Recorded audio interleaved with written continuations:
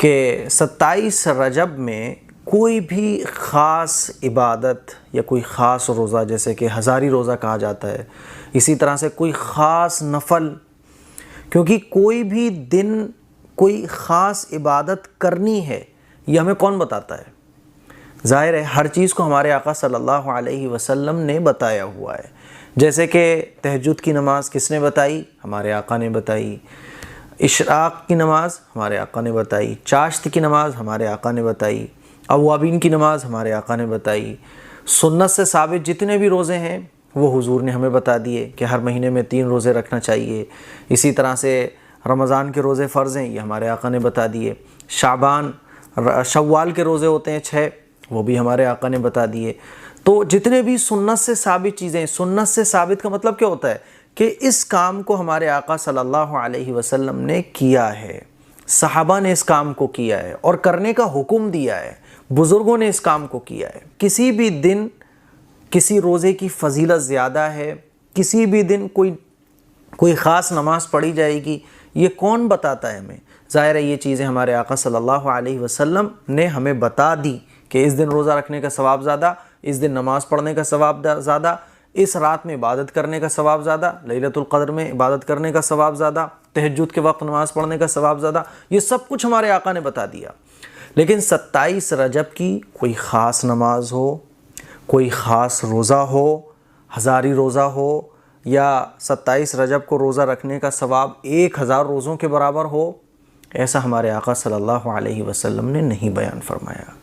ہاں، آپ نفل روزہ نارمل رکھ سکتے ہیں، اور 27 رجب میں روزہ رکھنے کی کوئی فضیلت بڑھی ہوئی ہو، ایسا بھی نہیں ہے، کیونکہ 27 رجب میں روزہ رکھنے کی، نماز پڑھنے کی فضیلت زیادہ ہے۔ یہ ہمیں کون بتائے گا؟ ظاہر ہے ہمارے آقا نے بتایا، ہمارے آقا بتائیں گے، کیونکہ کسی بھی دن کی فضیلت ہم نہیں بڑھا سکتے۔ ہم کون ہوتے ہیں؟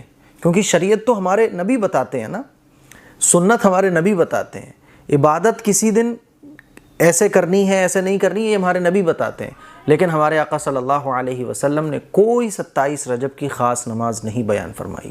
27 رجب کا کوئی روزہ ہو جس کا ثواب بہت زیادہ ہو کہ وہ 27 رجب کو ہی رکھا جائے گا، ایسا کوئی روزہ حضور سے ثابت نہیں ہے۔ اسی لیے میں کہتا ہوں کہ عقیدے کی درستگی بہت ضروری ہے۔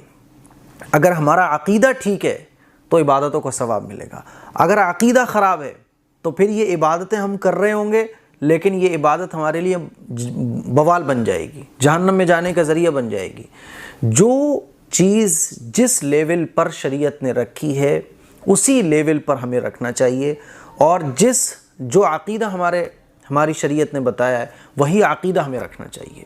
مثال کے طور پہ میں آپ کو مثال دے کے بات سمجھاتا ہوں کہ عصر سے پہلے 4 رکعت نماز سنت ہوتی ہیں، یہ ہمارے نبی نے بتایا، ٹھیک ہے، سنت ہوتی ہیں، اور 4 رکعت فرض ہوتے ہیں۔ اب اگر کوئی سنت کو فرض سمجھنے لگے یا سنت کو فرض کے برابر درجہ دینے لگے تو ظاہر ہے وہ غلط ہے۔ اسی طرح سے کوئی نفل نماز کو سنت سمجھنے لگے، کوئی نفل نماز کا ثواب فرض کے برابر سمجھنے لگے تو اس کو کہا جائے گا عقیدے کا بگاڑ۔ یہ اجازت نہیں ہے، آپ نفل کو نفل سمجھ کے کرو، سنت کو سنت سمجھ کے کرو گے، فرض کو فرض سمجھ کے کرو گے تو ثواب ملے گا، تو آپ کی عبادت قابل قبول ہوگی۔ لیکن اگر آپ سنت کو فرض سمجھ کے کرو گے یا نفل کو آپ سنت کا درجہ دے دو گے، کسی دن کی فضیلت بڑھا دو گے، کسی روزے کی فضیلت گھٹا دو گے، ہے نا، بس آپ نے سنا، لوگوں میں چل پڑا، اب 27 رجب کا کوئی روزہ خاص نہیں ہے لیکن آپ نے اس کو